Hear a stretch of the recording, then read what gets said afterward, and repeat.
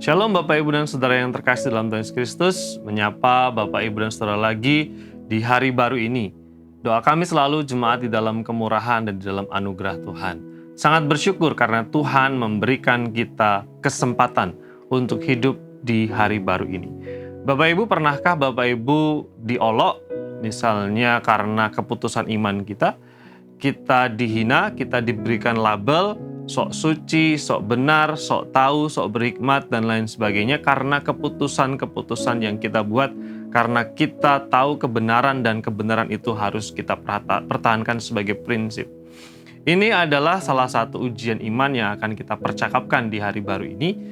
Iman itu diuji dengan perspektif, cara pandang, penilaian, atau sikap orang lain, atau penghakiman orang lain. Itu kadang-kadang tidak bisa dipungkiri akan melemahkan kita ketika kita punya iman, ketika kita punya keputusan, ketika kita punya prinsip.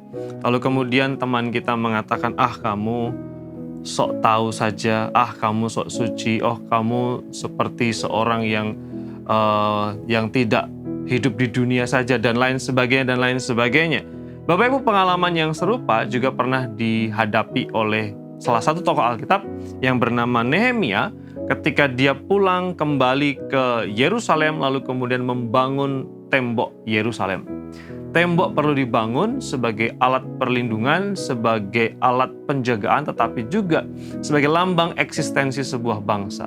Mereka mengolok-olok keputusan Nehemia untuk membangun kembali tembok Yerusalem. Firman Tuhan dari Nehemia pasal 2 ayat 19-20 berkata demikian. Ketika Sanbalat orang Horon dan Tobia orang Amon pelayan itu dan Geshem orang Arab mendengar berita tentang pembangunan tembok Yerusalem, mereka mengolok-olokkan dan menghina kami. Kata mereka, "Apa yang kamu lakukan itu? Apa kamu mau berontak terhadap raja?" Aku menjawab mereka, kataku, Allah semesta langit, dialah yang membuat kami berhasil. Kami, hamba-hambanya, telah siap untuk membangun. Tetapi kamu tak punya bagian atau hak dan tidak akan diingat di Yerusalem. Nehemia punya iman bahwa Tuhan yang akan membuat dia berhasil dalam menyelesaikan pembangunan tembok Yerusalem. Tapi iman itu diuji. Iman itu di-challenge oleh situasi dan keadaan di sekitarnya, bahkan penilaian atau penghakiman. Kita tadi membaca ada orang-orang Sanbalat dan teman-temannya yang mengatakan bahwa apa yang kamu lakukan, kamu gak akan berhasil, bahkan itu adalah sikap untuk memberontak terhadap raja. Ini kadang-kadang melemahkan kita ketika kita mendengar perkataan orang, kita mendengar pendapat dan judgement atau penghakiman orang. Kadang-kadang iman kita lemah. Oh iya ya, benar tidak ya? Oh iya ya, seharusnya saya berubah. Oh iya, seharusnya prinsip ini saya tinggalkan. Bapak Ibu dan Saudara yang terkasih dalam Tuhan Yesus Kristus, ini adalah batu uji iman. Kadang-kadang kita harus berani untuk memegang prinsip, mengambil sikap, dan bahkan hidup berbeda dari lingkungan kita, dari sekitar kita, sekalipun itu nanti akan mendatangkan penghakiman, mendatangkan judgement atau penilaian. Tapi disitulah iman kita diuji.